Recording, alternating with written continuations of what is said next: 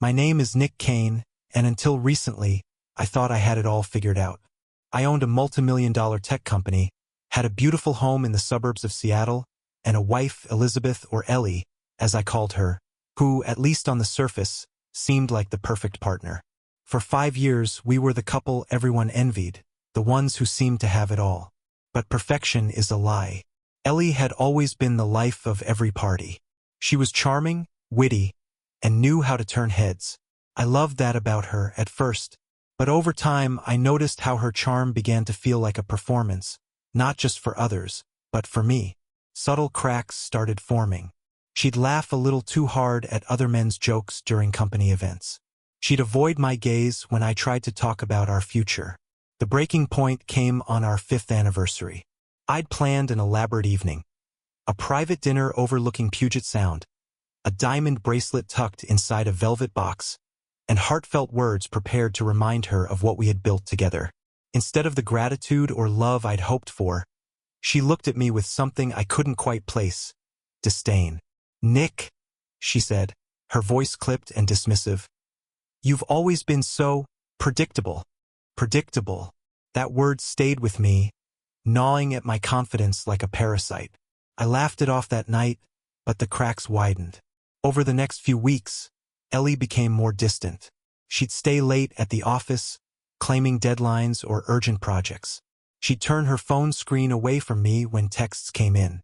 And then there was the time I walked into our home office and found her frantically closing tabs on her laptop, muttering something about client confidentiality. But it wasn't until I overheard her on a late-night phone call that my suspicions solidified. I was in the kitchen, pouring myself a drink, when her voice drifted down the hallway. "He doesn't even know," she said, laughing softly. "It's like I'm married to a piece of furniture. Useful but invisible." My chest tightened. She didn't know I was listening, and maybe that gave me an edge. For the first time in our marriage, I felt like I was outside of it, looking in on a lie I'd been living. That night, I didn't confront her. Instead, I lay awake, staring at the ceiling, wondering how deep her betrayal ran. The perfect life I thought I had was an illusion, and I was determined to find out the truth, even if it destroyed everything. The morning after that late-night revelation, I woke up before Ellie. She was still asleep, her phone lying precariously on the nightstand. It buzzed with a notification, but I didn't look. At least not yet. I wanted to maintain the facade of trust, to see how far she'd take this charade. At breakfast, Ellie was uncharacteristically cheerful.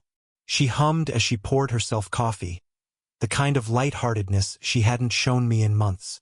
It felt fake, like a bad actress in a role she wasn't suited for. "I have a big presentation today," she said, not looking up from her phone. "I'll probably be home late again. Don't wait up." I nodded, playing the supportive husband. "Good luck. I know you'll do great." But behind my calm demeanor, I was a hurricane. I knew something was wrong, something big. I just needed proof. That evening, instead of waiting for her to come home, I decided to do a little investigating.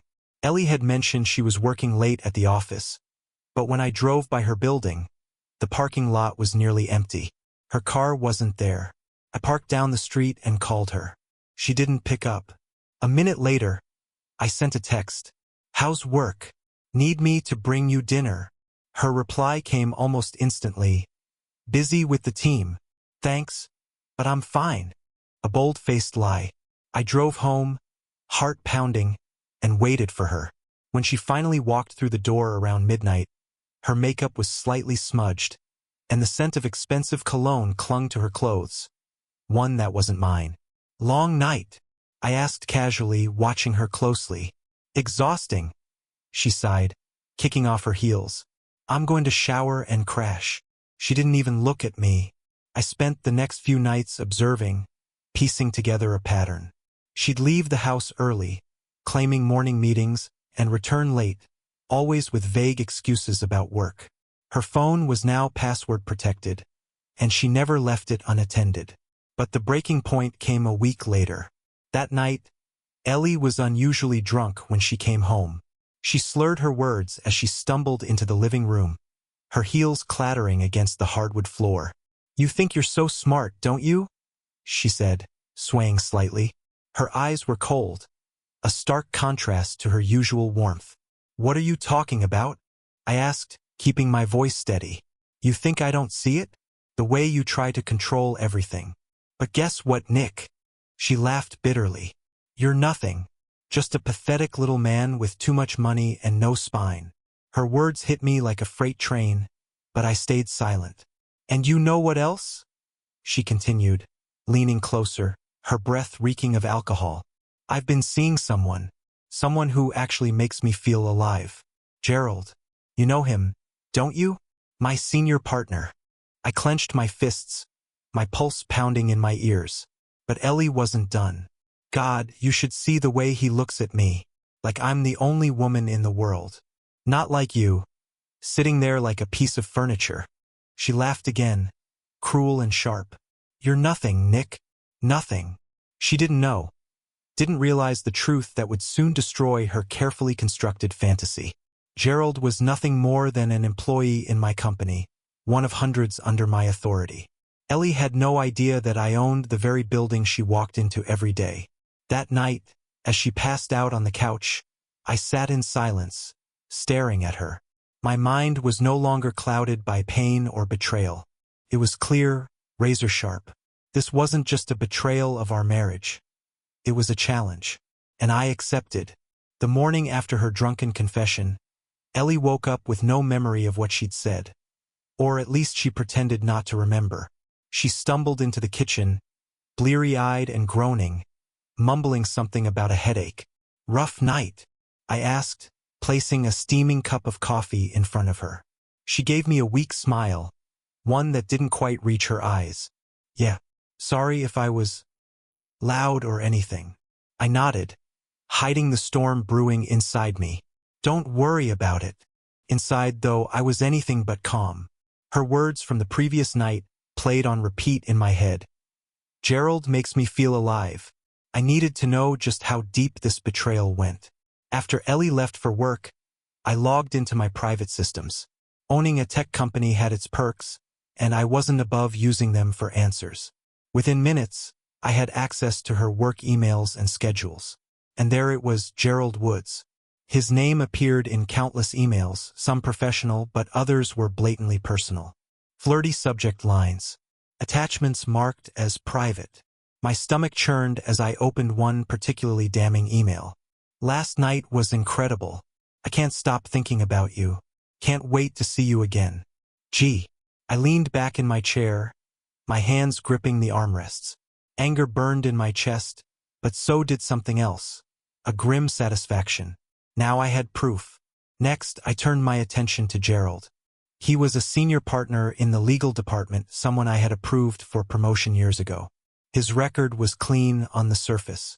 But digging a little deeper, I found a trail of questionable decisions and borderline illegal activities. Misfiled documents. Suspicious billing practices. He wasn't just a cheat, he was sloppy. I spent hours compiling evidence. Every email, every questionable transaction, every inconsistency in his records. By the time I was done, I had a portfolio thick enough to ruin him. But I wasn't finished yet. Ellie's betrayal was personal, but Gerald's was professional. And that meant I had leverage. That evening, Ellie came home late again. This time, she tried to act casual, even affectionate, but I could see the cracks in her performance. How was your day? She asked, setting her purse on the counter. Busy, I replied, keeping my tone neutral. Yours? Exhausting, she sighed, rubbing her temples. So many meetings. I smiled to myself. Meetings, huh? According to her schedule, she'd spent the afternoon at a lunch meeting that conveniently aligned with a reservation I found for two at an upscale restaurant downtown. She had no idea I was 5 steps ahead. The next day, I made my first move.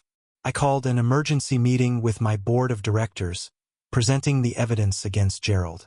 His financial misconduct was enough to warrant immediate termination and legal consequences. By noon, Gerald was escorted out of the building, his face pale and his hands trembling. I didn't bother attending the scene. I wanted to keep my involvement quiet. For now. Later that evening, Ellie came home in a panic. "You won't believe what happened today," she exclaimed, her eyes wide with faux concern. "Gerald got fired. Can you imagine? They're accusing him of fraud." "Really?" I said, feigning surprise. "That's shocking." Ellie nodded, biting her lip. "Yeah, he's such a good guy. I can't believe it." I wanted to laugh at the absurdity of her performance, but I stayed silent. Let her play her part for now. That night, as Ellie scrolled through her phone, oblivious to the storm about to hit her, I finalized my plans. Gerald was just the first domino. Ellie was next. The days following Gerald's downfall were fascinating to watch. Ellie tiptoed around the house, her usual arrogance replaced with a nervous energy. I could tell she was shaken, though she'd never admit it. She tried to call Gerald several times. I'd already checked her call logs, but none of those calls were answered. His social media accounts were suddenly wiped clean, and he was effectively a ghost. She even left the room during dinner one night to leave him a voicemail. "I'm here for you, Gerald," she whispered into the phone, not realizing I was standing just out of sight in the hallway. "If you need anything at all, call me." I clenched my fists but forced myself to remain composed. The best revenge required patience. The next morning, Ellie left for work as usual, but I stayed behind, pretending to work from home. Once she was gone, I made a few calls of my own. The first was to HR. "Hi, this is Nick Kane," I said, keeping my voice professional. "I need you to pull the employment records for Elizabeth Kane. We're conducting a compliance audit, and I need to review her file." By noon, I had everything I needed. Her emails, performance reviews, and even a few complaints filed by colleagues.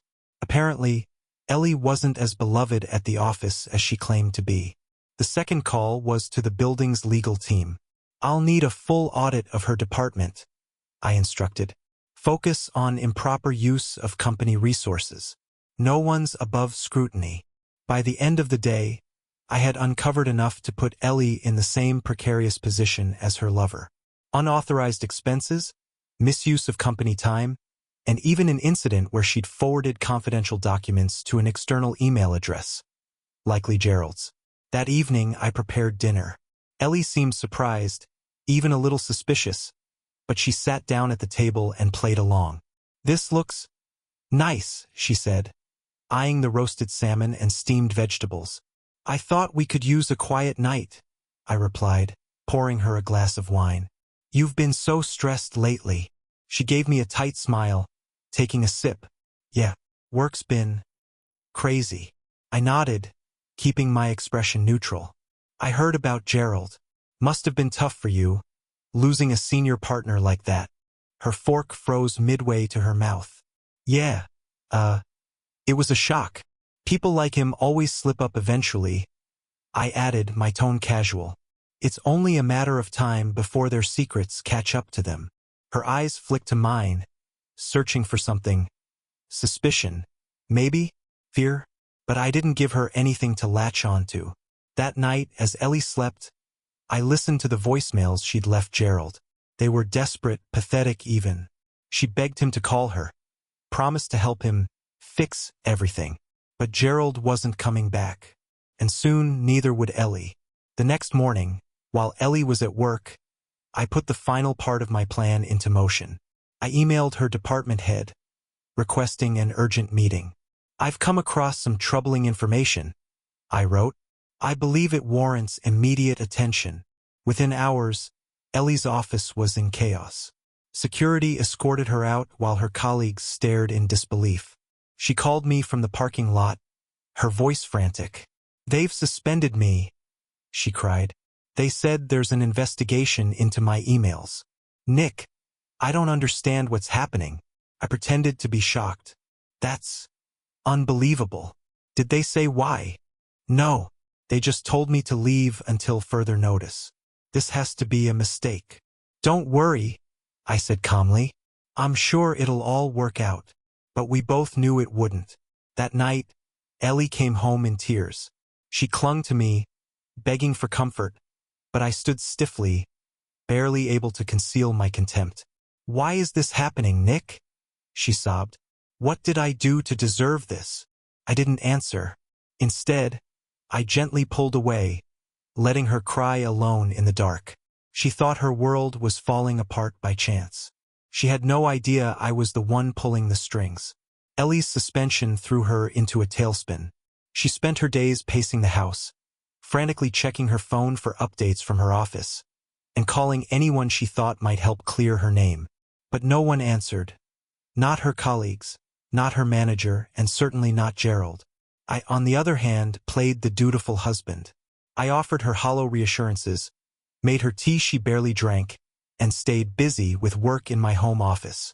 Inside, I was reveling in her unraveling. One evening, as I sat at my desk reviewing the final details of my next move, Ellie knocked on the door. "Nick," she said, her voice small and uncertain. "Can we talk?" "Of course," I replied, turning in my chair. She stepped inside, her face pale and her eyes rimmed with red. I don't know what's happening. They won't tell me anything, and I feel like I'm losing everything. I need you to help me." Her desperation was palpable, but I kept my expression neutral. "What do you need me to do? Can't you talk to someone?" she pleaded. "You know people. Maybe you can pull some strings, find out what's going on." The irony of her request nearly made me laugh. Here she was asking me, the man she'd betrayed, to save her from the consequences of her own actions. "I'll see what I can do," I said, my voice calm and steady. The next day, I made a public move. I called a company-wide meeting and addressed the rumors swirling around Ellie's suspension. "I want to be clear," I began, standing at the head of the conference room. "Our company values integrity above all else. Recent investigations have uncovered serious breaches of protocol. And while I can't share details, I want everyone to know that no one is above accountability." The room was silent, but I could see the ripple effect in the faces of my employees. Ellie's name wasn't mentioned, but everyone knew who I was talking about. Meanwhile, Ellie spent the day calling me repeatedly, her voice growing more frantic with each voicemail. I ignored them all. When I returned home that evening, she was waiting for me in the living room, her eyes blazing with anger. "Why didn't you answer my calls?" she demanded. "I was in meetings all day," I replied coolly, setting my briefcase down. "What's wrong? What's wrong?" she repeated, her voice rising. "Nick, I'm being investigated for something I didn't do, and you're acting like it's just another day." I sat down on the couch, meeting her glare with calm indifference. "What do you want me to say, Ellie? That I can fix this for you? That I can make it all go away?" Her face fell, the fight draining out of her. I need you, Nick. Please." Her plea might have worked once, but now it only fueled my resolve. "I'll see what I can do," I lied again, knowing full well that the walls were closing in, and there was no escape for her. That night, as Ellie tossed and turned in bed, I finalized the final stages of my plan. Tomorrow would be the day everything came crashing down, for her, and for the illusion of the life we once had. The sun had barely risen when I received the confirmation email I had been waiting for. Gerald Woods was officially terminated from his position at my company. The subject line read simply, "Termination Notice." But the content within was explosive. Detailed evidence of his financial misconduct, fraudulent billing practices, and ethical violations were laid bare. It was the final piece of the puzzle, the hammer to seal his fate. I took a deep breath, feeling a mix of triumph and a lingering bitterness. This wasn't just about him betraying Ellie. It was about dismantling the facade he had built around himself. I had meticulously gathered every shred of evidence, ensuring there was no room for doubt or appeal. Gerald's downfall was inevitable, but now it was irreversible. That afternoon, I called an emergency meeting with the board of directors. The room was tense as I presented the compiled evidence against Gerald. Every document, every email thread, every irregular transaction was laid out clearly. The board members listened in stunned silence, their faces reflecting a mix of shock and disappointment. By the end of the meeting, there was unanimous agreement to proceed with immediate termination and to inform the authorities about his fraudulent activities. News of Gerald's termination spread like wildfire through the company. Gossip filled the hallways, and whispers of his unethical behavior began to tarnish his reputation. Employees who had once admired him now viewed him with suspicion and disdain. It was a swift and decisive strike, ensuring that Gerald's career was not only halted but also irreparably damaged. That evening, I watched as Gerald packed his belongings, his demeanor shifting from confident to defeated. He tried to maintain some semblance of professionalism, but the weight of the evidence against him was undeniable. As he left the building for the last time, I couldn't help but feel a sense of justice being served. The next day, I made sure that the media was informed about the internal investigations. A carefully crafted press release highlighted the importance of integrity within our company and assured the public that decisive actions were taken to uphold our values. The story quickly made headlines, painting Gerald as a disgraced executive who had abused his position for personal gain. His name became synonymous with corruption, and his previous accolades were overshadowed by scandal. Gerald's fall from grace was complete. He lost not only his job but also his standing within the industry. Former colleagues distanced themselves, fearing association with his tarnished reputation. Professional networks that once welcomed him now shunned him, leaving him isolated and without support. It was a solitary downfall, the culmination of every betrayal and deceit he had orchestrated. Meanwhile, Ellie continued to reel from her suspension, unaware of the full extent of the damage I had orchestrated. Her focus remained on salvaging her career, but with Gerald out of the picture, her attempts to regain favor seemed futile. The whispers about her role in the misconduct were subtle but persistent, further complicating her already fragile position. One evening, as I reviewed the progress of my plan, I felt a sense of accomplishment. Gerald was out of the way, and Ellie was beginning to crumble under the pressure of her professional and personal turmoil. The pieces were falling into place perfectly, each move calculated to ensure their complete downfall. But amidst the satisfaction, a nagging thought lingered in the back of my mind. Was revenge truly worth the emotional toll it was taking on me? The lines between justice and vengeance were blurring, and I couldn't help but wonder if I was becoming the very thing I despised. As I stared out of my office window, watching the city lights flicker below, I made a silent promise to myself. Whatever the outcome, I would find a way to navigate through the darkness, reclaim my life, and seek peace. The battle was far from over, and the final act of this intricate game was yet to be written. Ellie's unraveling reached its peak 2 days after Gerald's termination hit the news. She burst into the house, her face pale and streaked with tears. "Nick!" she shouted, slamming the door behind her. "Did you know about this? About Gerald?" I looked up from my laptop, feigning confusion. "What are you talking about?" Her voice broke as she waved her phone at me. "The fraud. The investigation. They're dragging my name into this. People at work think I'm involved." I set my laptop aside, folding my hands. "Ellie, calm down. Why would they think that unless there's some truth to it?" Her jaw dropped, and for a moment, she seemed unable to find words. "Are you serious? You're supposed to be on my side." "Am I?" I said, my voice cold now. "Because last time I checked, you were sneaking around with Gerald while calling me." "What was it?" "Oh, right. Nothing." Her face went slack, the color draining from her cheeks. "Nick, I was drunk. I didn't mean." "Save it," I snapped, standing up. "I know everything, Ellie. The emails, the lunches, the lies. Don't insult me by pretending otherwise." Her eyes filled with tears as she stumbled backward, clutching the back of a chair for support. You've been spying on me?" "Spying?" I laughed bitterly. "No, Ellie. I've been watching as you destroyed everything we built together. And now you get to watch as it all falls apart for you." She sank into the chair, her face buried in her hands. "I didn't mean for it to get this far," she whispered. "I didn't want to hurt you." "Too late," I said, turning away. "You've already done that. The only difference now is that I'm not the one losing sleep over it anymore." Ellie's cries echoed through the house that night, but I didn't comfort her. Instead, I listened from my office, watching the clock tick as the woman who had betrayed me fell apart. The next morning, she tried to salvage the wreckage. "Nick," she said quietly over breakfast, her eyes bloodshot. "I need your help." I didn't look up from my coffee. "With what, Ellie?" "With everything. My job, my reputation. People think I was involved in Gerald's fraud. I need to clear my name." Her voice trembled, but I could see the flicker of manipulation behind her tears. She was trying to pull me back in, to make me feel guilty for not protecting her. "And how exactly do you plan to do that?" I asked, my tone neutral.